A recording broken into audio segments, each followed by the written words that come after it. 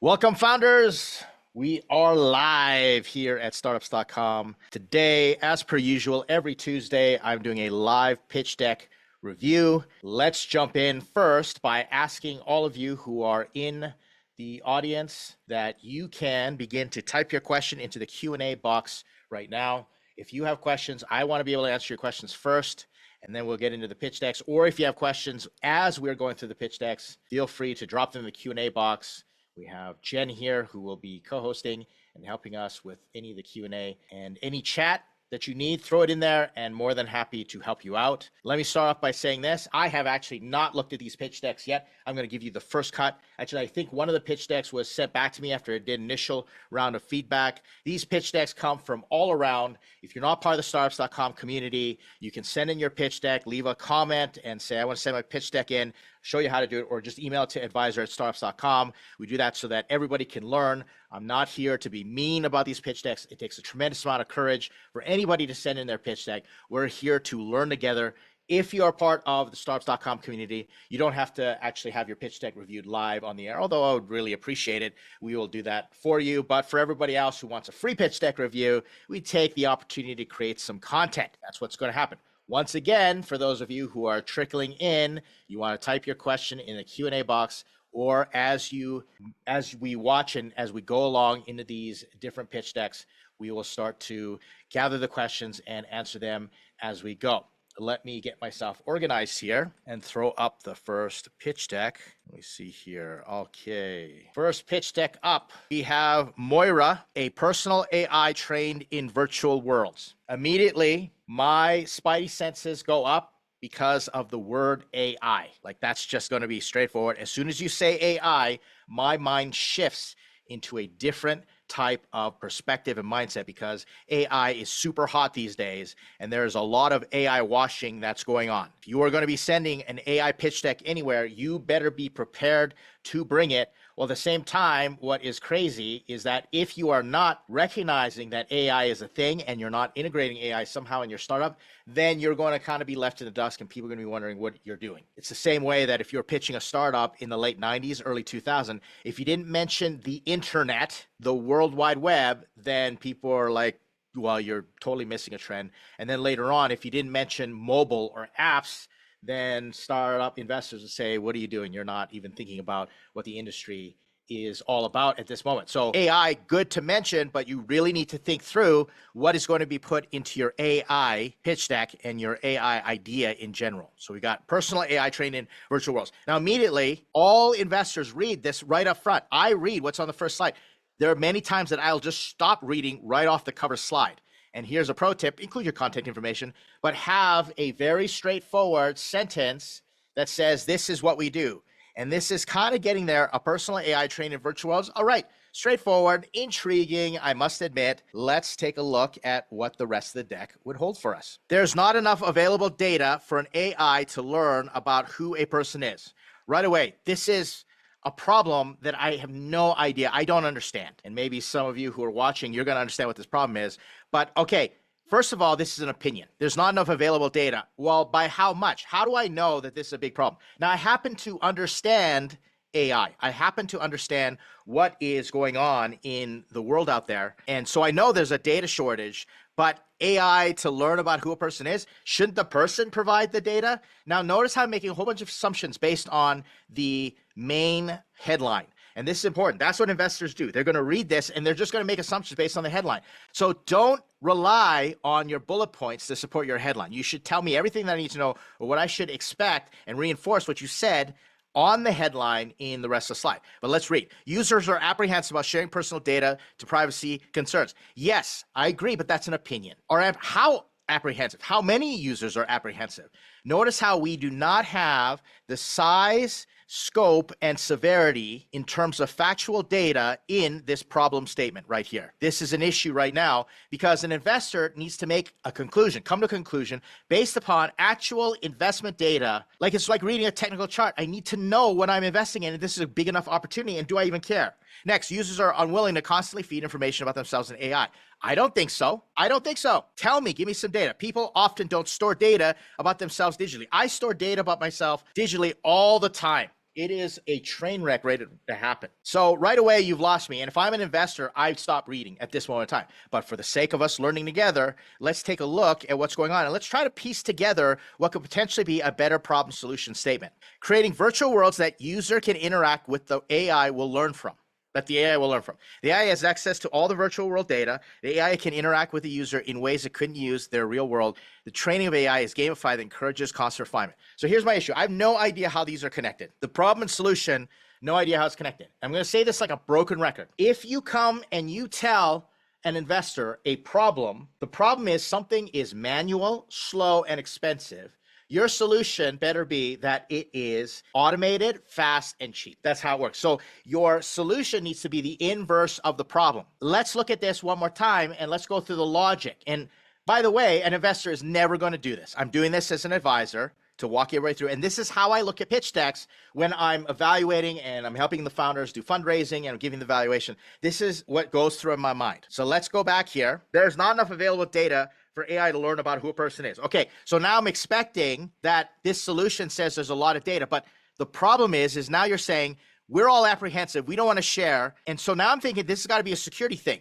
So now the solution should be this AI is so secure, locked down tight that you want to share your data and it'll learn all about you. Instead, what happens? I go into a virtual world, learn where AI is coming from. You see what's going on here? Now let's reverse engineer. Let's say my solution is I want to create a virtual world that an AI can use to interact. Okay, let's imagine the future, shall we? All right, everyone just come to the future with me. Imagine that, let's just say I can spend time in a virtual world. So I'm in the Apple Plus Pro 3D virtual augmented reality things, right? I'm in my Oculus. So let's use the Oculus. And I'm sitting there and I'm interacting and somehow an AI is learning about everything. It's tracking my eye movements, tracking all my things. And somehow it gathers all this personal data by scrubbing my social media, reading my social security number and my taxes and, everything like that. Let's just say that. And then somehow it learns how to be the perfect AI assistant. Okay, let's say that is an amazing world. That'd be pretty cool, actually. There's so many problems that are going on with this, but the solution to the problem, if we connect the two, then my problem should probably sound something like this. Let's go back here. Let's say AI does not customize itself well to an individual to be helpful. Out of 80 million people who are interested in AI, let's say 95% of them will not use AI because it's not customized enough. You see how I'm adding teeth to it?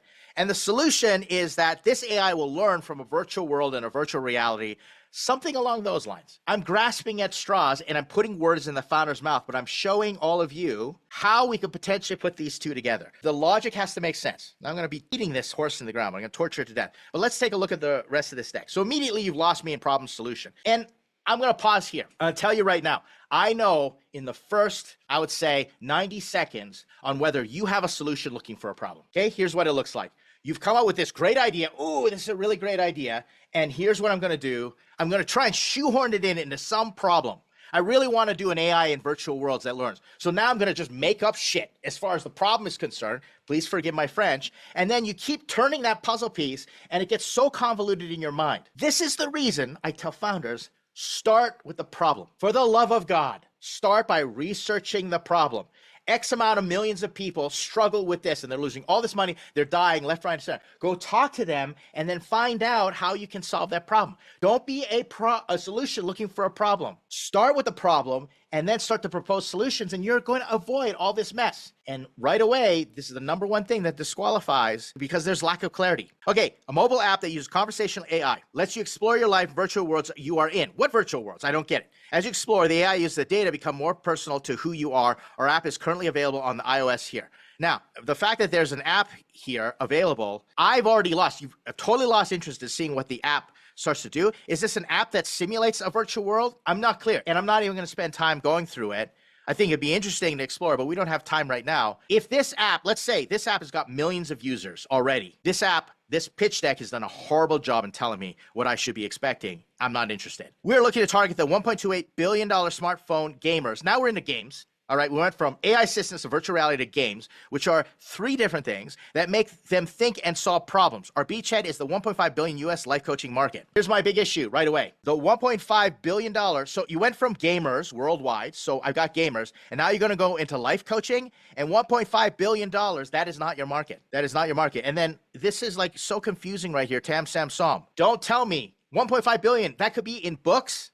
That could be in coaching, certification. That could be in products. That could be so many different things. That may be the total market, but that's not your market. And that's the reason we need to go bottom-up analysis. I can't stress this enough. Founders, go bottom up. Now, you can use a top-down analysis. There are 3 ways to do analysis. Top-down, bottom-up, value-driven, or value theory. Top-down is cybersecurity is a $3 trillion industry. Now, if you're addressing that whole market and you've got a reality in terms of that makes sense, then feel free to use that number. But that's lazy. An investor knows you can just pull that off our Gartner report or Deloitte or Pew Research or whatever. You need to extrapolate and you need to understand. So if you're telling me that's the coaching market that you're going after, let's just do this exercise, that you're going after the people who use life coaching, calculate how many people that is. Tell me that there are 6 million people a year who use an app for life coaching. And if we got $10 a month from them, 6 million times $120, this is how much money we're going to make. That's the bottom up. Now, value theory is totally different. It's like if we had this out there and they knew this is how much it'd be worth to them. Well, let's say that you could save somebody $1 million. We'll charge them $100,000 for a 10x solution. That's value theory. But there are so many ways to do a market analysis. And if you're not thinking through your market, right now you see the friction already. I'm totally lost in terms of where are we going with this? What's the market? And that's the reason it goes problem, solution, market. Those are the 3 most important slides when you're starting off in early stages. We'll charge a monthly subscription and gain access to the virtual world. Okay, again, going back to virtual world, this is frustrating me. Each world will also have access to purchase cosmetic upgrades. So virtual world for what? And next, battle tested. Put your assumptions in there, but make sure they're battle tested. If you think you're going to charge $20 a month, give me an understanding of why you got there and show me the math. And the more validation you have, the better. Battle test all your business model assumptions if you're going to put them in your pitch deck. Competition. Okay, I know I'm going to rip this one apart. Our competitive advantage. And let me just say, I'm getting all worked up, but the other part is I want you to understand what an investor goes through. I want you to empathize, all right? I look through 5 to 10 pitch decks a day. And I've learned to scan, and it's my job to help founders with pitch decks. But imagine an investor. Talk to an investor, Greg Welch. He's one in our community. I ask him, how many pitch decks? How many pitches do you get a week? He says hundreds. So imagine he's just scanning through. He's just going to write them all off. And so you'd rather have this pitch deck bomb with me where it's safe, and I'm going to give you some advice. And so don't be offended. Don't be discouraged, but understand the more intense I get about this pitch deck, the more you need to understand that it has to do with the fact that you're not communicating properly. And it'll give you a gauge of the friction that you're creating in the mind of the investor. Let's go back to this competition. So I'm not trying to be mean. I'm just trying to show you realistically. Our competitive advantage is by decoupling visuals from immersive worlds, we can make them more approachable and encompassing. I have no idea what that means. None whatsoever. Maybe if you're a virtual reality guru or there's some theory behind it, makes no difference. Transient, visual, textual, immersive, I don't understand. Like, how is ChatGPT transient? And maybe some of you are way smarter than me. Most of you probably way smarter than me on this call, that you know what transient and textual means and why ChatGPT. So textual and immersive. So if it's textual and immersive, is it really a virtual world? It'd be another thing. Here's another theory. I'm just throwing it out there. Imagine you went out and you said, here are the reasons virtual reality fails, because it's all visual. And we've created a text-based virtual world. I'm dating myself, and some of you might be as old as me. I think I'm looking at the list. I think that most of you are younger than me. But back in the day, when there were video games, I played these things called MUDs, okay? It was all text-based. And all it was like, you walk into a room, and this happens, and this happens. And while everybody else was playing video games, I played these MUDs, and it was hilarious because your imagination goes rampant. It's the same reason people still read books other than watch movies. I've been reading a lot of books lately, and I love how my imagination goes wild. So let's say you had a theory, and you said, all virtual reality sucks because it's all visual-based, and we created a text-based version. Well, that's a different thing. That's not this deck. That's just me dreaming as a founder would.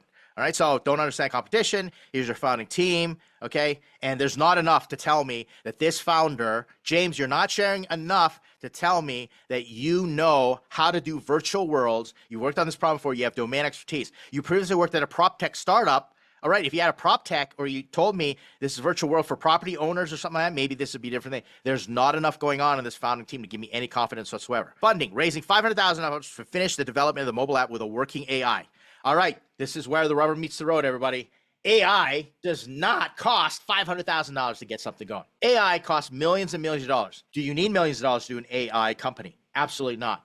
But you haven't explained to me that you have taken ChatGPT and you've skinned it and you trained it with your own proprietary data. You see, that's the problem. So if you're telling me that you need $500,000 to finish development of the app and the app exists and you give me no traction, you give me no metrics, what am I supposed to think? $350,000 for app development? I don't even know if this is a techno team. There's so much missing information in this. The idea has not been validated. It's a problem or a solution looking for a problem. And here we are, and we're missing so much information. And that's the reason your decks have to be thought through. Okay. And then there's the contact information. Okay. So there you have it. I don't know if any of you have comments or questions. Throw them in the chat, throw them in the Q&A. But other than that, I'll give you a little bit to figure that out. Then I'm going to move on to the next deck. Jen, feel free to interrupt. Oh, what's my favorite one? I don't even remember. I was playing them a long time ago, and I don't do that anymore. I don't have time for video games. I cannot put any video games on my phone because I get addicted, and I've just made it a personal thing. This is not good for my productivity if I put video games on my phone. I'll get immersed. Like the other day, my kid had me download, and we did a trivia thing where we competed with each other, and I saw them playing it for like a few days. I said I want to do it. I got so competitive, so heated, that my wife in Korean, she calls it 빠져. Okay, that's the Korean word. 빠졌어 means that I've fallen into the hole, the trap, and I was like, I need to delete this because I was getting very frustrated and very tilted. Got a good score, I was getting tilted. All right, next, Prana. Here we are. New system for preventative health. Okay, so now you are promising me a new system. I would much rather you tell me what this system is.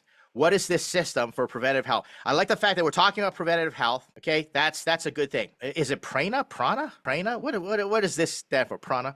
Someone want to tell me how you pronounce this, but I'm just going to call it Prana. Forgive me if I have completely butchered that. Let me pause for a moment. I just did this pitch deck the other day, and I redid the pitch deck and I wrote it. Part of the fundable while we're helping companies raise money. And the solution statement was so convoluted, I had no idea. I went back to the cover, and the cover was so straightforward. We do data and comparison and compliance in this, and we're a platform, something like that. And I was like, why is that not your solution statement? For some reason, people make it all confusing, and they try and get tricky and technical. So just be very straightforward. This is our solution. Like literally, if you had a one-sentence pitch, this is what we do. Analytics for cancer survivors so that they buy the best life insurance. I don't know, something along those lines. Don't get kitschy. Don't put slogans in there. Just be very straightforward to the point, unless you've got such an amazing slogan. But again, most people don't. It's not worth it. Traditional healthcare isn't set up to deliver effective preventative care, forcing patients to spend $550 billion a year on preventative wellness out of pocket with poor outcomes. As a result, 45% of U.S. adults now suffer from chronic disease. Okay, this is closer. This is a lot better. But here's how you could immediately change it. This is what I would do. You see how I'm always saying, remember, size, scope, severity, everyone. Those are the three things. I alliterated it on purpose, not because I want to be a marketing guy at heart. I want to be good at it, but so everybody remembers. Size, scope, severity. This is what I'm always thinking, size, scope, severity. So how can I put the size in with actual numbers? The scope is exactly what is going on, what's happening in the industry, and why is it this way? And the severity if the problem isn't fixed. So size, scope, and severity. So you've got the best part here. 45% of adults now suffer from chronic disease so started off this way, 45% adults now suffer from chronic disease because traditional healthcare is ineffective and it's not preventative, something like that. Because there's lack of preventative care, and they don't have to because lack of preventative care, which ends up costing $550 billion a year. You see how much more straightforward that's going to be. And if you want to go super crazy, this is where ChatGPT, everyone, is going to be your friend. But all you got to do is cut and paste what you said, and here's your prompt. Write a better problem statement for my startup pitch deck in one sentence. And you can add information for pre-seed, early stage investors, something like that.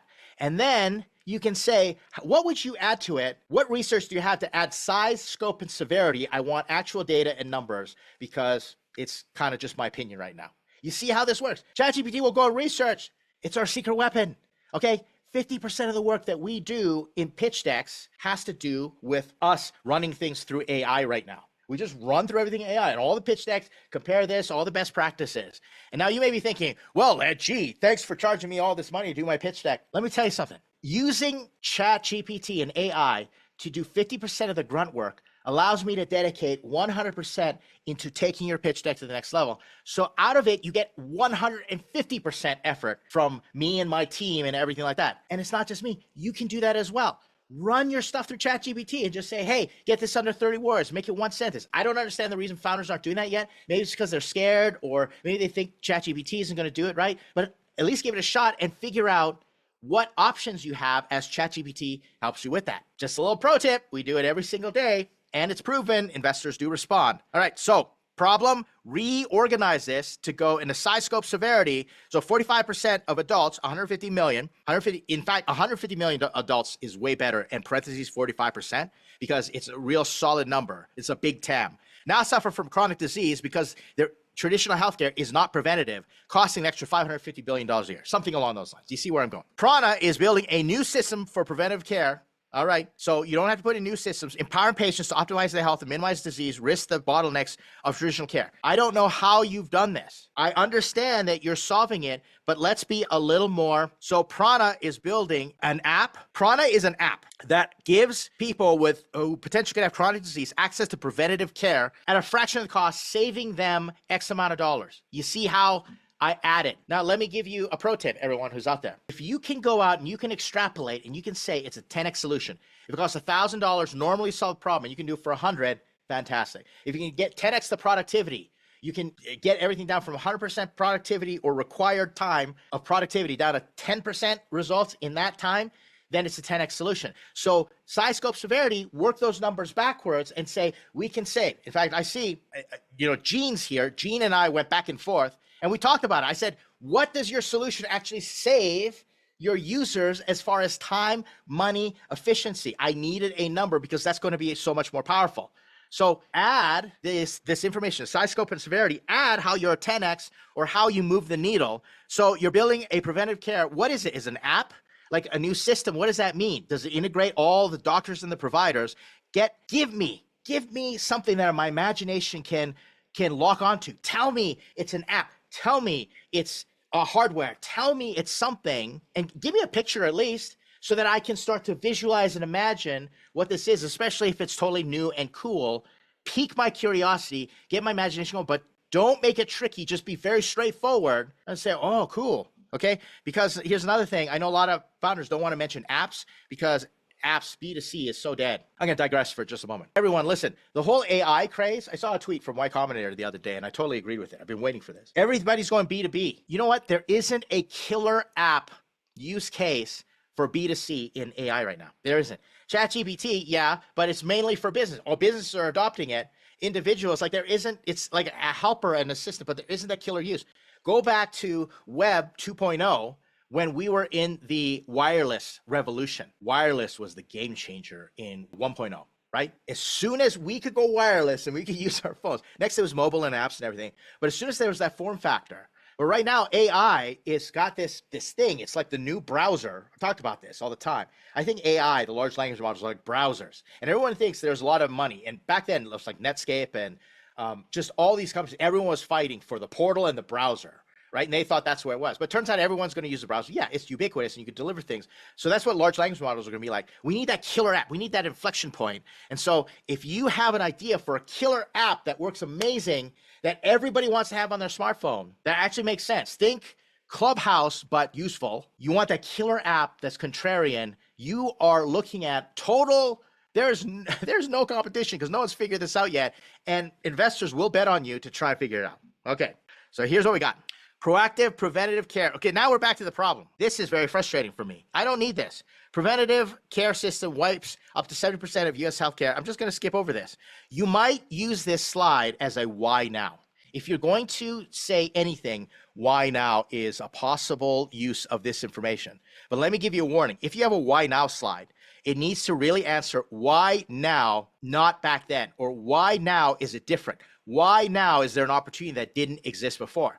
This is the same thing with AI. Why is AI a good bet now? Because it's now available at cheaper than ever before. ChatGPT exists. We can start using ChatGPT. If you said, why now we're going to use, augmented reality, nobody would really believe that because Apple Vision Pro, that's what I was looking for. The Apple Vision Pro is falling flat on face. I know users right now, and I say, how's your Apple Vision Pro? Like we played with it in the beginning, and they're like, it's just a paperweight right now. And so there isn't that. So why now? I'm not going to use the Apple Vision Pro to say, guess what? Guess what? Now millions of people have the Apple Vision Pro and they love it. And now is the time to invest in these augmented reality apps or an augmented reality browser or ecosystem or something along those lines. So you have to explain why now in relation to why would it not have worked in the past, right?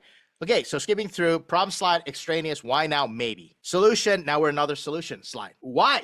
Why are we doing this to the investor, everyone? Okay, an effective preventative care system needs to be, that's not a solution. That you're explaining, okay, the problem again. Personalized, proactive, accessible, comprehensive. Maybe this would be in the how it works and all the different features, maybe. Competition. All right, currently less than 1% of US adults can access effective preventative healthcare solutions. That's not a competitive statement. You're just telling me more of the problem. And I don't know any of these competitors and I don't know what they're doing. And this isn't organized. Now, if you have 210 Americans choose self-navigate preventative health, that sounds like a market statement. 2 million choose alternative primary care memberships. That might be. I want to know what those are. 200,000 can afford comprehensive preventative services. All this needs to be organized. And this is where everyone, listen, there's a reason competitive matrices and there's a reason that the Magic Quadrant model exists, because that's the way you make it simple so that people understand. It's a tried and true method. It helps people completely understand. Bet your bottom dollar that an investor is going to do so much due diligence on your competitors before they write that check. So you better have reams and reams of paperwork. But I don't need to see that in pitch deck. I need to know that you as a founder, you have properly done your research and you are smart enough, resourceful enough, and you communicate well enough to put into a competitive slide that you understand your direct competitors, your indirect competitors, upcoming competitors, okay, and the competitors of when people do nothing is really what it boils down to. Then process that into a slide that I can understand really quickly so that I have confidence that you've got all this due diligence waiting for me if I'm ready to write a check, if I sign an LOI and say I'm ready to go to the next stage. So follow these tried and true methods right now. This is not a tried and true method. I'm not going to understand. Okay, now we're back to the solution.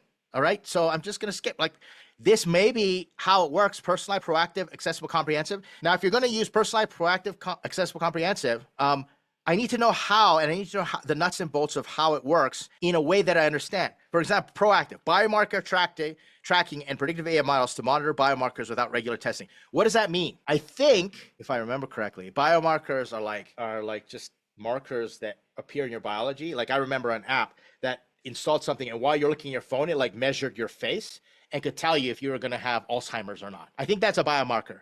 But you see immediately how I am struggling with it. Now, if you told me it scans all your information and we use predictive AI according to what model, where are you getting this data from to predict on whether you're going to have health issues or not? Well, that's a better explanation. Unless you are sending this deck, and this is my trick, all right? And for those of you, you're going to see this all the time, getting advice from me. I ask you first, let me ask you a question. When someone sends me the deck, let me ask you a question. Is this going to a technical investor who knows the industry inside out, has inside language and information? Is this going to mom and pop shop investors who maybe bought some Bitcoin at $300, can YOLO some money, your rich aunt and uncle? Or is this going to investors who invest in the space but aren't technical and don't have all the insight? They're not scientists, right? I'm going to ask you that question. Why? I want you to start thinking about your audience. And if you're sitting there and you tell me, great, it's going for just technical people who have PhDs in my space with piles of money, which is a very small segment. There are people with PhDs with piles of money. Then I'm going to say, great. Then I have nothing to add to it because I'm not that person. Go test it with them. But if you are wanting to pitch to an investor who is savvy enough to understand general trends, who's written enough checks, who's raised $100 million plus for their startups, other people's startups and startup funds, this information right here, and I'm a smart guy, this information is too technical for me in the time that I have to spend to go through it. Some of you might be thinking out there watching this, well, Ed, you're kind of dumb. I totally understand what a biomarker is. Remember, I literally am going to spend 10 seconds. And if I don't understand, I gloss it over. I'm not going to go research what a biomarker is. And I've got no information in this that is going to help me make those determinations, especially now that we're throwing in AI. Next, how it works. Prana is a personal health platform. Now I'm repeating myself. Translate health data into comprehensive. Where's that health data come from? We provide science-based preventative care. From where? A reliance on physical locations, without a reliance on physical location networks, with an easy access to testing. How? Tracking where? And treatment tools in one place. How? Where? I don't understand.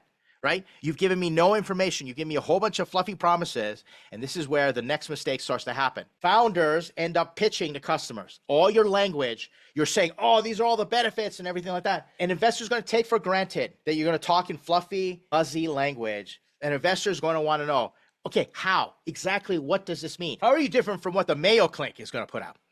There's a good one.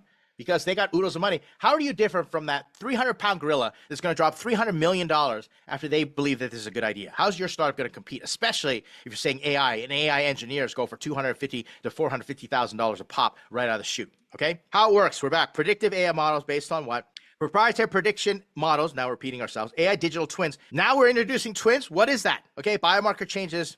You'd rather have just a very straightforward explanation. Step 1, user downloads the app. Step 2, user registers, and it scans your face, and you send in a blood sample, or you plug this in, and you stick it in your neck. I don't know what that is, right? You put in all the things, maybe it downloads from your Apple Watch, or you tell your weight and everything like that. The predictive model, the data goes to where? This database of what? How many million data points? And then sends out, and then gives you this recommendation and tells you need to go in for a blood test. Like, explain that to me. And tell me how it gets the user to the final destination where they have an amazing experience, those magic moments. The more magic moments that you lead up to or that you put in how it works in your customer journey, the better off it's going to be. I'm going to use a credit card that I don't use that's just been sitting here, okay? So pretend this is a trading card and this is a phone, right? So I had a founder who said, we put these chips in these cards and then, am I like giving away? Can you see my card number? No, you can't. Okay, good. So then what happens is and then phone, and then so it's like collection. And normally it's like scanning a QR code or all this stuff. And you know what this founder did? He went like this, and then poof, his whole thing lit up with all the information on this collector's card. Magic moment. And I said, you are telling this problem all wrong. You're explaining to me that this chip is going here. You got to program this portal, and it's going on blockchain, all that stuff. Put it in your deck. All you have to do is take the card, tap it to your phone, opens without an app, without scanning, everything like that. And guess what? We changed his entire pitch. And he got meetings, legitimate meetings. And we even did 3D animation, like we did demos of it. So put in the magic moments and explain step by step how the user's going to get to the point where they are so absolutely thankful that you solved their problem. This is not happening here. Okay, product roadmap for individuals. I don't need to see a product roadmap. I'd rather see traction for coaches and PCPs. If this is going to be your go-to-market strategy, if you're going to go for individuals and coaches, put it in there and say, we've got an insight into how we're going to reach this. Okay, the market, we're capitalizing. I like to analyze these market slides. We're capitalizing a $364 billion opportunity as the demand for preventative healthcare grows. It's got way too much data. Let's take a look at this. Launch our fitness. Okay, now we got a roadmap. If you're on a market slide, don't tell me you got your roadmap, all right? So I'm more interested in this information on the right. 48 billion initial TAM, 132 targeted users in the US. So explain to me, so I don't know how much, I thought I saw maybe $600 a year on the other, $50 a month. But how do we get to 132 million targeted users? Explain that to me. 600 billion TAM. So now I got 3 TAMs. And then this is a SOM, factoring US alone, $364 billion opportunity. All right. Like if you're going to tell me your SOM is $364 billion, which is serviceable, obtainable market, that's realistically how much you can reach. Okay. So I'm not going to believe you. You're telling me you're going to make $364 billion. So you need to break this down, make it realistic, right? If you're going to go unicorn, you need to see me making at least $100 million a year with not just arbitrarily, we're going to make $100 million a year, but tell me how many users, the cost and everything like that. And you better have a really good go-to-market strategy in there. But this is where value theory works. Okay. Let's say, using previous number, $550 billion is spent on preventative healthcare that doesn't work. I'm just fudging the numbers here. And you say, if we can save 90% of that and people would spend 10% of that, our market is $55 billion total TAM. That would be the value of our market. If we can get people to pay us 10% instead of the 100%, and they're going to save 90% to use our services and it works, our market's potentially worth $55 billion. That's a theory. So now out of that $55 billion, we're going to segment it down into the serviceable addressable market. Okay. The segment. So we're going to say these are all the people with chronic disease, and then we're going to chronic disease who use apps like Facebook or use ChatGPT or something like that. We're going to click in there, and that's where we're going to concentrate. And if we do our thing right, we're going to be making $135 million a year if we execute properly. You see how this is how you think through the different ways to use your market analysis. Background, I built $20,000 a year concierge health optimization services. You see the problem right away. This $20,000 a year. So you just told me there's a $364 billion opportunity and you built a $20,000 a year concierge health optimization service. That is not the domain expertise that we need. Former health optimization coach, CEOs and executives. That's actually way better than saying that you built a $20,000 a year app. Tell me how many clients and CEOs and all this stuff that you've talked to Say, I have coached 5,000 individuals in my lifetime, and I've talked to all of them. That's going to be a lot better. That's what you want to do. So remember, everyone, when you are doing your founder slide, you want to be focusing on where have I worked on this problem before? What domain expertise do I have on this problem? And then finally, how have I been absolutely amazing as a founder previously? So it goes, I was the hire number one at Airbnb, and I know all the things they're doing wrong, and I'm gonna go eat their lunch. I worked on this problem before. Second, okay, my domain expertise. I own $4 million in rental properties, and I've rented out to 6,000 people. I'm just totally making this up. 6,000 people, and I've lost this amount of money. I know exactly the problem with Airbnb right now. And then finally, I exited a previous startup, and we went unicorn and went public. You see how those are the keys that you want to put in there. And if you don't have it, don't try and embellish the numbers. Don't fudge, all those things. Now, let's say, pro tip, everyone, you don't have that domain expertise. This is how you go out and get it. Talk to people and say, I have interviewed X amount of people, and this is what's happened. And start a social media following or something like that, talking about the problem. That's how you do it. Build the domain expertise. You can go out there and get there because a lot of experts are okay if you haven't necessarily worked at Google before, but you put in the hard work, you got a unique insight. Ask, we are raising $1 million to complete version 1 development, build a strong founding team, onboard our first 10,000 users in the next 9 months. Help us build the future. So these are really, really big issues. So first, okay, I don't understand what these pictures are. This is really not good. Don't do that. Don't try and be clever. Let's break this down. You want to be saying we are raising X dollars to reach Y milestone in Z timeframe. That's it. And I understand what the founder tried to do here, but we're raising $1 million to complete version 1 development. Okay, I don't even know how far along we are. Build a strong founding team. You should have a founding team already, especially if you're going to do AI. So if I'm going to give you $1 million and you need to go get a founding team to build a $362 billion app or whatever, how many AI engineers do you think you're going to need? How many people? So let's just say I go and get 2 and I get them on the low end. I pay them 250 grand a piece. There goes half my budget, right? So unless you've got other things up your sleeve, this doesn't pass the sniff test. And this is what investors do. Guys, you don't understand. I have a good friend of mine, Janissa. Janissa, if you ever see this, hope you're doing well. She's crushing it in Brazil right now. She was one of the main people out of Uber Eats, became an angel investor. She taught me a really great lesson one time. And so she goes on to invest in a whole bunch of things. And I remember sending her this one pitch deck, and it had the use of funds and this slide. And she broke down that slide in 5 minutes and punched so many holes through it. I was so embarrassed. I was like, man, I really have to up my game. She looked at the use of funds, and she went and did her own calculations based on how many people you want to reach. LinkedIn ads cost this amount, and this is how much. And then you could go to, Upwork, and she challenged it. Why do you need an employee when you can go to Upwork for this and that? Because a lot of people go, we need marketing, a marketing person. And they don't break this down, right? So investors are going to be savvy. Why? I'm giving you $500K. I'm giving you tens of thousands of dollars, maybe $1 million. I want to know that you know how to manage money and you know how to break down budgets, which is the reason you need financial models in your due diligence. You don't necessarily need them in your pitch deck, but you need to understand your unit economics and all those things because investors are going to ask you, okay, so if you sell this membership for $50, how long do people normally last? And what's your margin on that? What are the costs of goods sold, et cetera? You're going to need that. And that's the reason we're so stingy and we push you so hard on the ask slide to be very direct. Not because, like people think, oh, it's just an afterthought. I'm raising $1 million. That is the most crucial thing that you're going to say after you've gotten them clear on the problem. They like it. They're getting there. And if you don't know how to ask and you don't know your valuation, let me tell you another story, everyone. Okay? We work so hard to help founders get to that point in time only to find skeletons in their closet when it comes to their funds, their valuation, their cap table. Just recently had it. An investor contacts back and says, so what's your valuation based on all this? We're interested. And the cap table was so screwed up and everything. And I was just like, oh my gosh, this is going to be so painful. You're not going to get it. Example story. We worked so hard to get a founder in front of an investor, and the investor said yes, and they went through due diligence and all that stuff, and they looked through the stuff. And in the end, they said it's going to be a no because we don't see how your numbers lead to us 5 to 17xing our money. And this was institutional capital. He had no argument, with that. He had no way because the model wasn't there yet and it wasn't thought through and there wasn't enough velocity to explain all these things. Investors are going to do this. I'm talking about sophisticated investors. If you're looking at friends, family, and associates and angel investors to help you just get to the next level, then great, okay?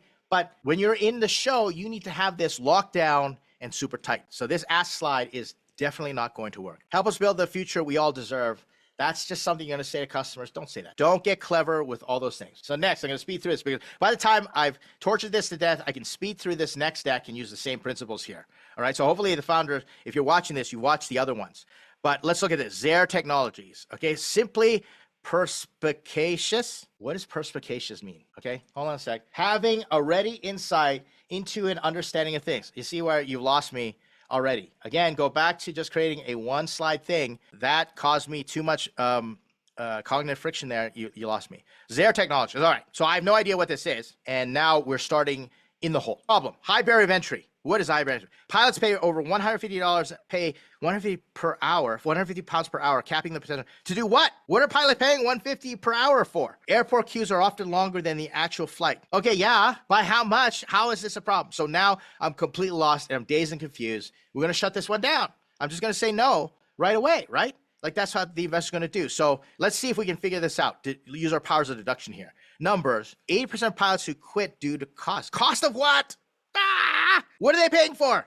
I don't understand. I thought we pay the pilots. I know a few pilots. What are they paying for? As far as I'm concerned, that's where my ticket money goes to. If pilots are underpaid by the companies, that's another thing. But what is going on? 80% pilots who quit due to cost. Are we saying 80% of pilots always quit due to what cost? Solution: make private aviation more accessible. Connect flying pilots with passengers. Reduce the steps from the couch to the cockpit. I don't know. Let's see. Let's play around with it. If you told me as an investor, Ed, did you know that pilots actually pay $150 to fly? I don't know if this is even true. Pay $150 to fly one flight or $150 to get on the flight list. I don't know. Like, I knew pilots who had to go on standby when they're doing junior, but that's only after a little while. What are they paying for? So if you gave me some insight, pilots are paying $150 an hour for this, and that's why they're quitting. Okay, tell me what that is. Like, tell me what that is and show me that's a problem. And I'll believe you. Give me some data and you might give me a total novel problem. Did you know, Ed, that pilots are quitting because of this cost? I'm like, oh my goodness. I didn't know. Shut the front door. That's really great. You're going to solve that problem. Now we get into the solution, which is way out there. So now you got pie in the sky solution. Make private aviation more accessible. That's an opinion. By how much? How are we doing this? Right? Connect flying pilots with passengers. Why would a pilot want to connect with a passenger? That's what I want to know. If I'm a pilot, I don't want to talk to a passenger. And if I'm a passenger, I definitely don't want to talk to the pilot. Okay. When? Like during social media? I don't get it. Not being facetious, but literally that's what I'm thinking in my mind because I'm trying to make sense of this. Reduce the steps from couch to cockpit. Financials, I don't know. I'm literally confounded and dumbfounded in this one. This doesn't work. So you know what I'm going to do? I'm going to send this back and I'm going to, Jen, you make a note. You got to go through our pitch deck course and all my videos because this doesn't make any sense. Monetization. So now we're charging. Who's paying $140 per flight? Aircraft rental. I don't understand. Taxi rides. Nope, makes no sense. Competitors. Wingly aerial flight experiences. Uber ride sharing. So now we're comparing flying private to Uber. Okay. Jets, charter. We are all over the map here. Okay. Transport management, level 6 referee in what? Zero contract technology? I don't understand. Okay, aspiring pilot? I really don't. Well, clearly, this founder has had experience. Progress, registered. Registered what? Means nothing. Built an MVP. I'm going to assume it's MVP. First flight product market fit. So if you're telling me that you hit product market fit, I'm going to cry BS on that one. It's not going to do it. 90 plus users. Why is this in the bottom left corner? If you have 90 users plus one taxi, taxi for what? Like letter of intent. Like this is just backwards. Investment, 200,000 pounds for what? I don't even know if this is an app, fly with us, all that stuff. Okay. You see how this works? Now, just because I want to give the founder the benefit of the doubt, I'm going to go to the website. Okay. I'm going to go to Zaire.uk and I'm going to see if maybe, just maybe, the fastest way to get any. Okay. So everyone, look, this is the crazy part is sometimes I just go in and I take a look at this and I go, okay, the fastest way to get anywhere, cost sharing flights may be operated by non-commercial pilots. Okay. Oof. Okay. This is super crazy, but non-commercial pilots, and that's scary. Okay. Fastest way to get anywhere. So now there's a ride sharing. So cost sharing flights. So now I can share the costs.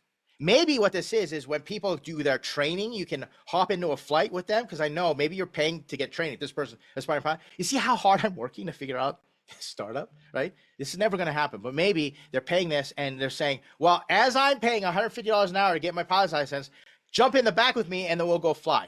Now that is never, ever going to happen, but I can see Moxie. Kudos to the founder for thinking of this crazy idea. I'd never use this, but maybe maybe that's just what happens, right? So notice how the website explained it. Flight sharing by non-commercial pilots. You should just put that on your pitch deck, okay? Flight sharing by non-commercial pilots. And say pilots spend all this amount of money to get their license, and we're creating a system where now they can invite their friends to fly with them as they're practicing. And this is how we're going to make it safe. And then you can hitch a ride for literally 10 cents on the dollar. Okay, maybe that's the world that we live in, right? There you have your pitch deck reviews, everyone. Okay, and this is what happens. And I hope that you understand as I rail on these pitch decks, is for the benefit of everybody else. This is the reason these founders are so courageous to go and sit in front of the firing squad and run this gauntlet through, because I know a lot of founders would never allow me to do this, right? Learn together and understand. Check out the resources that I'm going to include, on this.